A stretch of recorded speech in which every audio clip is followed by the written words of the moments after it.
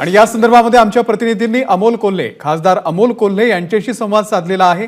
त्यांची प्रतिक्रिया काय होती आपण पाहूयात। अमोल कोल्हे आहेत, खासदार शरदचंद्र पवार गट आहेत, त्यांच्याशी मी बोलतोय। सर, आज तुतारीचं अनावरण होत आहे। दिशा आणि लोकसभेची निवडणूक, अगदी आगामी काळात निवडणुका, विविध चर्चा आहेत, काय असणार आहे म्हणजे विशेष?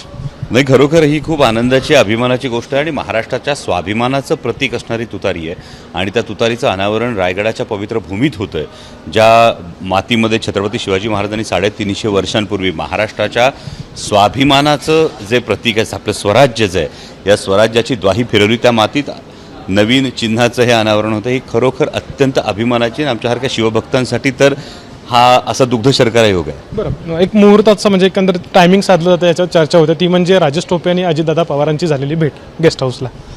नाही, मला याविषयी काही कल्पना नाही आहे, कारण मी आत्ताच राजेश भैयांना भेटलो आणि त्याविषयी आमची काही फारशी चर्चा झाली नाही। आणि अगदी अजितदादांची जर भेट झाली त्याबद्दल मला काही कल्पना नाही आहे, पण सर्व काही ओके आहे असं अमोल कोल्हे यांनी म्हटलेलं आहे। कॅमेरामॅन महबूब शेखसह अमोल मोरे, एबीपी माझा, रायगड। एबीपी माझा, उघडा डोळे बघा नीट।